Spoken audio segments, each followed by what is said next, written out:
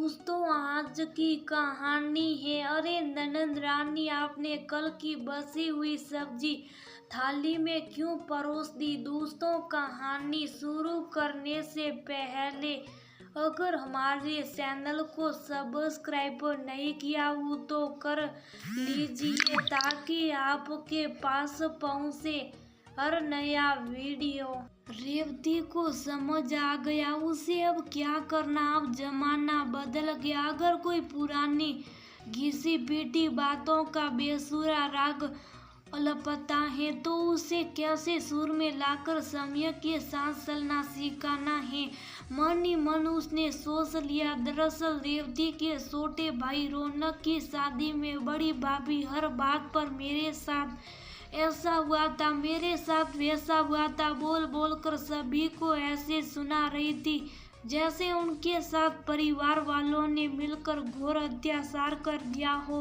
अब अगर कोई उनकी बातों का जवाब देता है तो घर का अच्छा भला माहौल खराब होना तो है, क्योंकि कहा गया है कि बात निकलेगी तो दूर तलक जाएगी। जब बड़ी भाभी की शादी हुई थी तब रेवती और रौनक दोनों छोटे थे। पूरे 10 साल का अंतर था। रौनक और बड़े भैया में रेवती दोनों के बीच की कड़ी थी।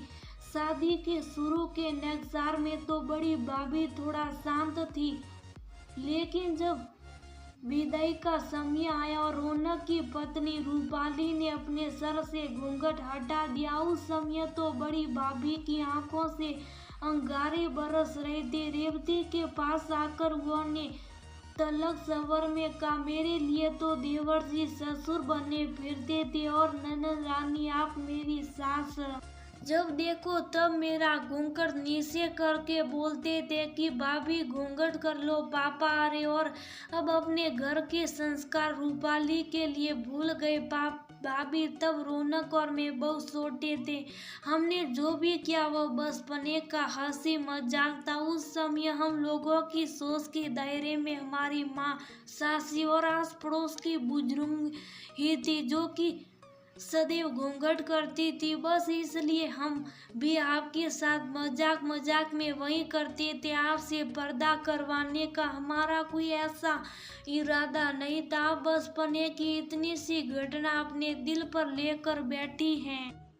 हमने आपको कभी मजबूर नहीं किया घूंघट करने के लिए। आप तो ये सरासर इल्जाम लगा रही हैं हम भाई बहन के ऊपर। हाँ रेवती, मैं तो दिल पर लेकर भरी हुई बैठी हूँ। सबको एक एक करके सुनाऊं कि रेवती को समझ में आ गया था कि बड़ी भाभी से सवाल जवाब करने का कोई फायदा नहीं। उनको उन्हीं की बातों से समझाना पड़ेगा। अगले दिन रेवती जब सबको खाना परोस रही थी तो जानबूझकर उसने खाने में कल की बची हुई सब्जी परोस दी। अरे ननद रानी, आपने कल की बची हुई सब्जी थाली में क्यों परोस दी? वह तो खराब हो गई होगी। आपको इतना भी पता नहीं? सड़ा हुआ खाना थाली में नहीं परोसते। ताजे खाने का स्वाद खराब हो जाएगा। क्यों नहीं परोसते भाभी? मैं तो जरूर परोसूंगी। जब आप 10 साल पुरानी बातों को लेकर आज भड़ास निकाल रही हैं तो फिर ये कल की सब्जी है।